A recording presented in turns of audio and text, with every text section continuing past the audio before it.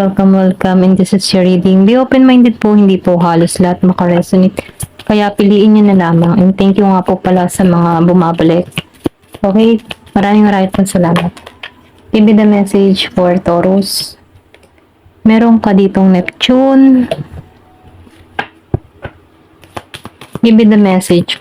Nakikitaan ko dito yung iba sa inyo, may magbubukas na oportunidad, okay? Meron kang mga pangarap na matutupad dito.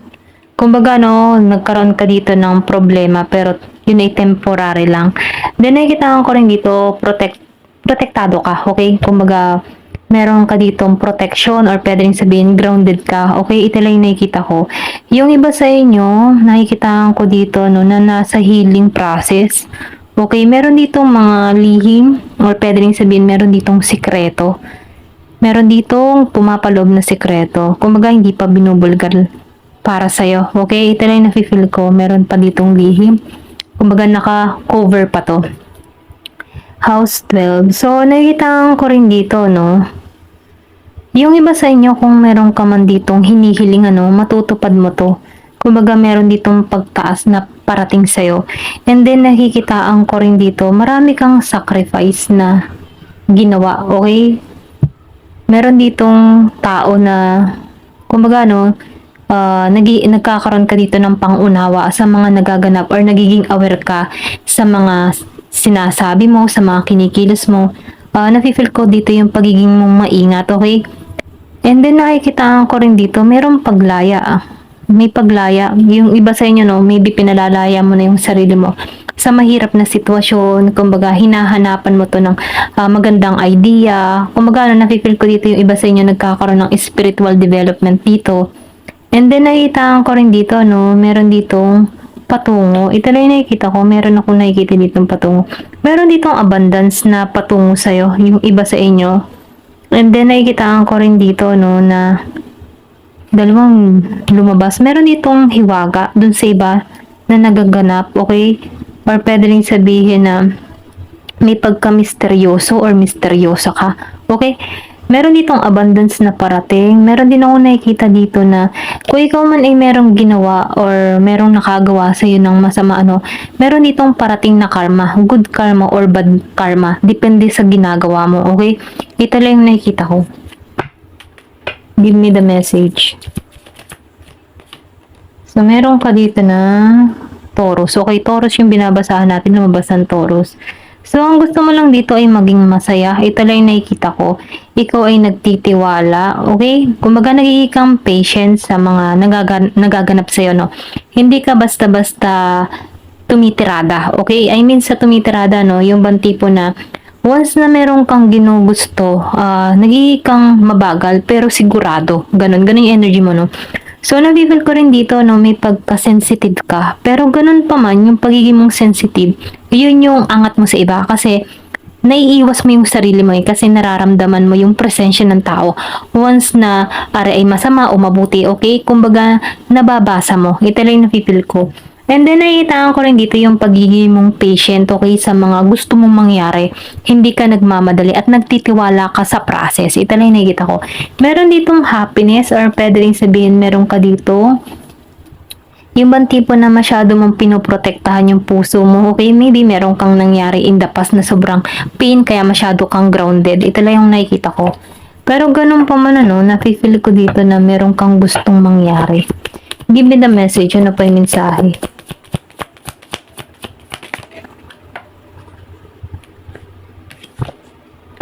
Yang. Okay, meron ditong yang. So, meron ka dito kadiling na Aries, Gemini, Leo, Libra, Aquarius, and Sagittarius. Dun sa iba, no, meron kang kadiling dito na yang energy, okay? Kumbaga, ikaw yin. Meron kang na-attract dito na yang, okay? Ito lang yung nakikita ko. Nakikita ko dito, no, yung iba sa inyo merong distance. Kung meron ka ditong kadiling na Aries, Leo, Libra, Sagittarius, Aquarius, may distance sa inyo, Gemini. Ayan, meron sa inyong distance, pero inaasahan mo tong tao na to, okay? Or pwedeng sabihin na, meron kang naiisip or kumbaga, no, meron kang gustong mangyari dito. Ito lang na-feel ko. Kumbaga, nakikita mo to ng pag-asa, okay? Kumbaga positive lang yung naiisip mo sa tao nito. Kumbaga balance kayong dalawa, merong pagkakaunawaan. Kung tatrabahuhin tong connection nyo dito, nakikitaan ko dito yung solid foundation. Ayan, ito na nakikita ko. Meron ditong renewal. Okay? Pwedeng past person mo to or pwedeng sabihin na meron kang kadiling na to. Ngayon, okay? So, nakikita ko dito yung solid foundation. Kumbaga, balance to. Balance tong connection na to. Yung iba sa inyo na sa ibang bansa, okay? LDR situation or malayo pa sa bawat isa. And then, nakikita ko dito. Yung iba sa inyo may kadiling na Capricorn. So, meron ka dito ang kadiling na Capricorn na sobrang ma-ambition, okay? Kumbaga, itong tao na ito ay realistic, okay? Kumbaga, totoo siya, okay? And then, nakikita ko rin dito na pinag-iisipan mo to kung paano lalapit dito. Pero, nafe-feel ko dito, no, na timing, okay? Divine timing or meron kang iniintay or oras lamang, okay? Para magkalapit kayo dito. Ito lang yung nakikita ko dito. So, meron dito mutable. Nakikita ko dito na meron kang kadiling Scorpio, Pisces, Gemini, and Sagittarius. So, nakikita ko dito na kumbaga, no, kung sa inyong dalawa, nafe-feel ko dito na meron ditong magsusurrender. Kung meron man itong atraso sa'yo, may pagsuko na to. Kumbaga, itong tao nito ay ni-welcome nito yung pagbabago sa inyo. Kumbaga, no, kung ikaw yung tipo ng tao na gusto mong magkabalikan kayo nito, handa tong makipagkasundo sa'yo. Ito lang nakikita ko. Ayan, kumbaga, no, nakikita ko dito na nasabay na lang to sa agos. Agos ng kanyang nararamdaman. Ayan, give me the message. Ano pa yung mensahe? Ano pa yung mensahe dito?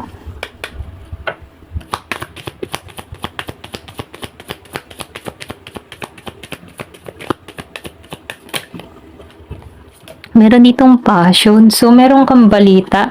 Sundin mo yung instinct mo, sundin mo yung intuition mo, okay? Kasi madalas ang kutob ay tama. So, sundin mo kung alin yung pakaramdam mo na naaayon para sa'yo. Then, meron ditong happiness na naghihintay sa'yo.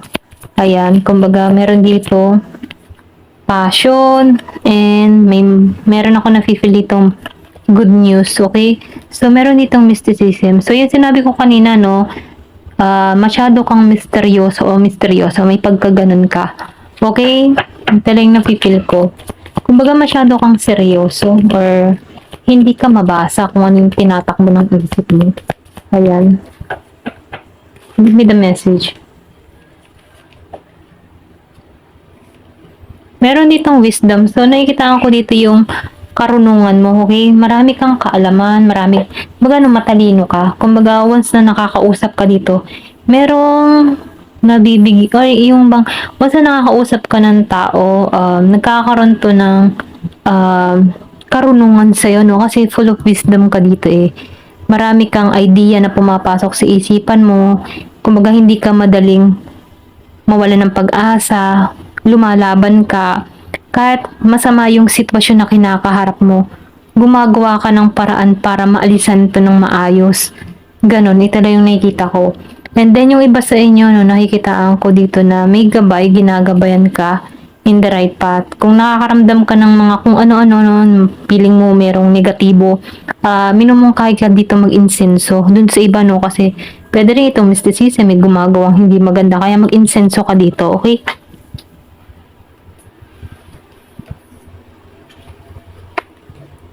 So, meron ka dito gossip. Nakikita ko dito, no, na yung iba sa inyo, marami ka sa environment mo na toxic na tao. Yung iba, no, hindi halos lahat. Pwedeng sa trabaho, sa kapitbahay, or pwedeng sabihin sa pamilya. Ayan, meron ditong tao na pinagchichismisin, chismis, ganyan. Pinag-uusapan ka. Pwede rin sabihin, gumaganda yung takbo ng pamumuhay mo, kaya maraming naiintriga sa'yo dito. Ito lang nakita ko. Kumbaga, nakasubaybay itong mga to kung ano yung sikreto mo. Ayan, ito lang yung nafe-feel ko. May mga nakatingin, nakamatsyag. Kung ano yung mga plano mo, pinagkakaabalahan mo, okay? Dalawang tao, may edad na. Yung isa naman ay medyo bata-bata pa. Ayan, give me the message. Ano pa yung mensahe? Ayan, tumagsik to. Tower, solid foundation yung parating sa'yo, okay? Yung mga effort mo, patungo yan sa tagumpay, kaya huwag kang mawalan ng pag-asa, no? Kung ano yung mga sinisimulan mo, mga plano mo, at sa tingin mo yung magtatagumpay ito, dire-diretso mo lang. Kasi may tatayo mo yan eh. So, meron ditong teardrops. Yung iba sa inyo nakaranas na dito ng sobrang pagluha, or yung tipo na meron kang dinadala sa yung puso, ano, pero walang alam ang tao. Feeling ng tao, okay ka, okay? Hindi nila nararamdaman na meron kang dinadala kasi magaling kang magtago ng iyong nararamdaman. Ito lang yung nafe-feel ko. Yung bang tipong pinakikita mo sa tao na strong ka, pero once na nagsosolo ka na, dun mo na binubuhos lahat yung sama ng loob mo, yung iyak, yung pagdadalamhati mo. Okay? Hindi halata ng tao na meron kang dinadalang pain sa puso mo. Okay? Magaling ka magdala. Ayan. Meron ditong pig. So, yung iba naman sa inyo, beware daw. Beware sa greed. Okay? Kumbaga, no, pagiging suga pa o yung tipong greedy, okay? So, wag din masyadong greedy, ano, kasi once na masyadong greedy, ikinapapahamak eh. Ito lang yung nakikita ko, or pwede rin sabihin meron kang kapamilya or meron ka ditong kakilala, kaanak, okay? Masyadong greedy. So, nafe-feel ko dito na iwas-iwasan mo na lang muna to, okay? Or pwede rin sabihin na payu-payuhan na yan. Ito lang nakikita ko. Meron dito, Year of the Pig and Year of the Dog. So, Crib, yung iba sa inyo may pagbubuntis na magaganap. Ngayon, ito lang nakikita ko. Meron ditong isisilang or pwede rin sabing buntis ka, no? So, nakikita ko dito na meron kang isisilang dito na malusog na bata, okay? Yung iba sa inyo, nakikita ko dito na meron ka ditong itatayo. Yung iba, no, hindi halos lahat. Meron kang itatayong business, okay? Nakikita ko dito ng pagbabago, okay? I mean, ano, pagbabago dito sa enterprise na to, okay? Sa pagtatayo mo nito, nafe-feel ko dito yung malaking pagbabago sa buhay mo. Kasi, meron dito pag-unlad na naghihintay dito sa itatayo mo, okay? Ito lang yung nakikita ko. Fire. So, lumabas ang fire. So, nakita ko dito strong emotion ka kasi kaya mong itago yung nararamdaman mo dito. Yung pain na nararamdaman mo, hindi mo pinakikita. So, yung iba sa inyo, no, independent. Ito lang yung nafe-feel ko. Pero ganun pa man, pag ikaw ay nagmahal, ay todo-todo. Okay? Ito lang yung nafe-feel ko sa'yo. Feel. So, meron ka dito iniisip. Yung ba tipong meron ka ditong pinag-iisipan na alisan na mahirap na sitwasyon. Yung iba sa inyo, no, or minumungkahin na dito, once na nahihirapan ka na sa sitwasyon, alisan mo na to. Kasi hindi na maganda yung katayuan mo dito. Kasi ikaw lang din yung naapektuhan dito. Ito lang nakikita ko. Give me the message.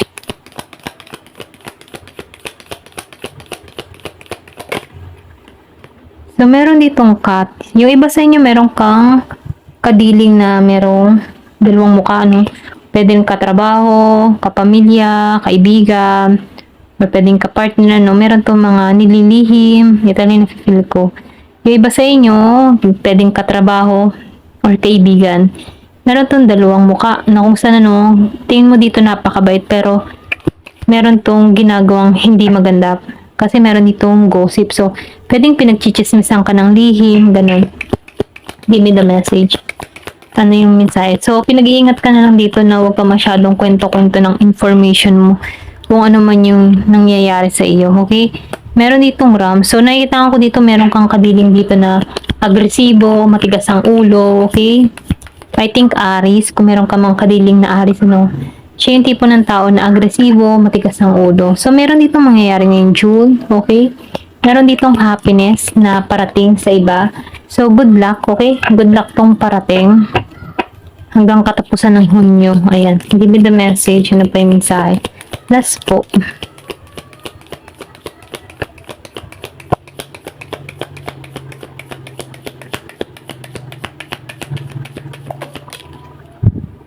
Back. So, yung iba sa'yo may ma-receive na regalo, okay? meron kang reward na marireceive. Okay? Maybe mahalagang regalo to. Pwedeng bahay, property, sasakyan. Okay? Mga material things na may value. Okay? May malaking halaga. Ito lang yung nakikita ko. Merong regalo kang marireceive. Ayan, ito lang yung nakikita ko. Thank you for watching. Love and peace.